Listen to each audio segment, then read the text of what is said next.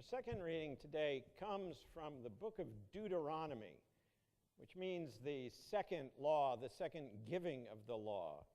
The book of Deuteronomy is cast as a sermon, the last sermon given by Moses just before the Israelites are to cross the Jordan River and enter into the promised land. Hear these words spoken by Moses at the edge of the Jordan.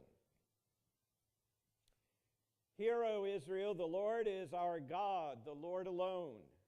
You shall love the Lord your God with all your heart, and with all your soul, and with all your might. Keep these words that I am commanding you today in your heart. Recite them to your children, and talk about them when you are at home and when you are away, when you lie down and when you rise. Bind them as a sign on your head, fix them as an emblem on your forehead, and write them on the doorposts of your house and on your gates.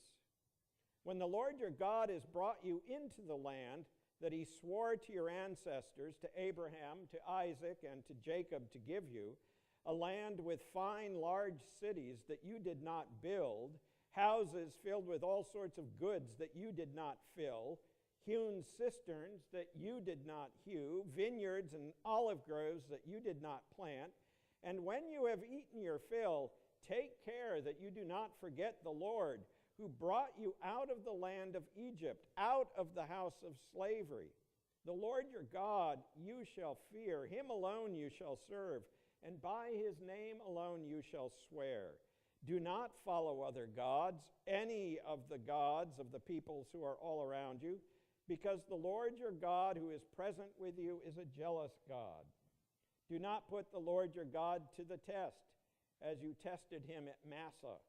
You must diligently keep the commandments of the Lord, keep his decrees and his statutes that he has commanded you. Do what is right and good in the sight of the Lord, so that it may go well with you, and so that you may go in and occupy the good land that the Lord swore to your ancestors to give you, thrusting out all your enemies before you as the Lord has promised. When your children ask you in time to come, what is the meaning of the decrees and the statutes and the ordinances that the Lord our God has commanded you? Then you shall say to your children, we were Pharaoh's slaves in Egypt, but the Lord brought us out of Egypt with a mighty hand. The Lord displayed before our eyes great and awesome signs and wonders against Egypt, against Pharaoh and all his household. He brought us out from there in order to bring us in, to give us the land that he promised on oath to our ancestors.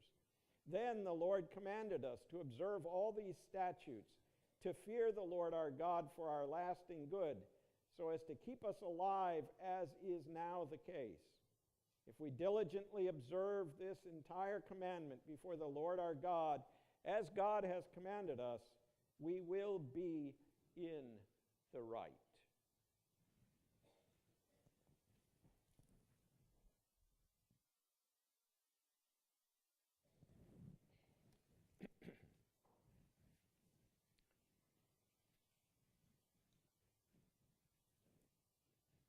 Please pray with me.